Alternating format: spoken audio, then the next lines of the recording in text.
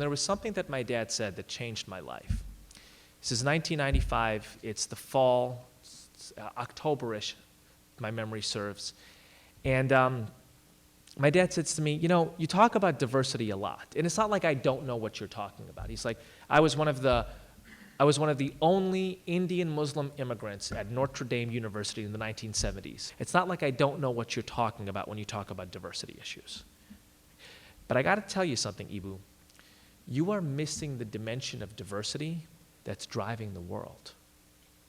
For all your Audre Lorde and Gloria Anzaldo on Cornell West, you don't seem to be reading the New York Times or watching the evening news, because the dimension of diversity that's driving the world is religious diversity.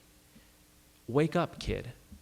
And so the next time you want to come and lecture me on people of color consciousness, why don't you first tell me how you're going to solve Bosnia or Belfast or Bombay or anywhere else in the world for that matter?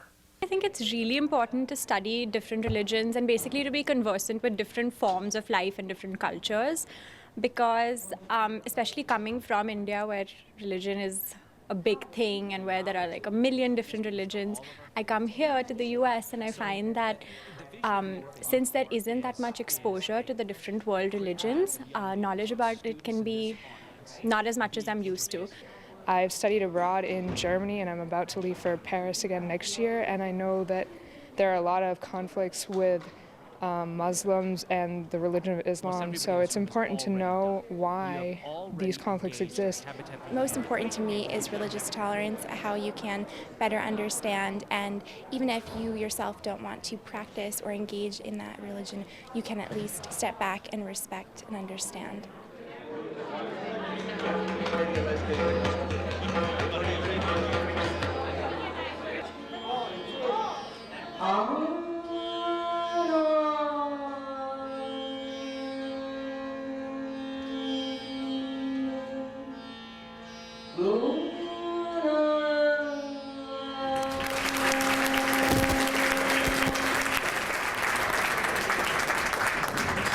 Promoting understanding and peace across religions can be a tremendously powerful force to bring people together as opposed to separating them out. That's the purpose of this prize. My parents felt that, basically religion is a very personal thing. It's between a person and between his or her God. And yet, all the religions teach you the best things, be good, love thy neighbor. But, you see horrible crimes being committed under the name of religion. So what needs to be done is trying to promote an interfaith awareness. And the crux of what happened today and what our Audre has done, it's amazing.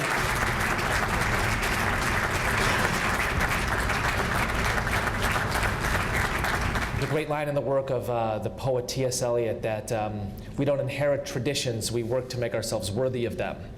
And the Bindra family and Hofstra University have begun a tradition with this award, and I will work to make myself worthy of it. Too many people are convinced that religion is a barrier of division or a bomb of destruction, and that's simply not true, and it's certainly not inevitable. Faith can be a bridge of cooperation. It is certainly a source of inspiration. I'm inspired by the people who have in the past, who have built those bridges and who have advanced that inspiration, and I believe that young leaders on college campuses today can build those bridges into the future, and I'm inspired to work with them. This prize is exactly what represents exactly what one of Hofstra's major missions is, which is to, through education, to get people of all different religions and all different cultures to work together and understand each other and not to divide each other because of different faiths. Having this prize at Hofstra is really a statement about the importance of the study of religion at Hofstra and in the world in general. We think Eboo in particular is on a topic that's near and dear to our hearts, which is trying to create a more harmonious world. I believe that if everyone has an understanding of each other's religion, it makes everyone easier to get along, and there's a lot of understanding just in general overall that there's no prejudice against certain religions, because if you understand it, there's a lot less confusion.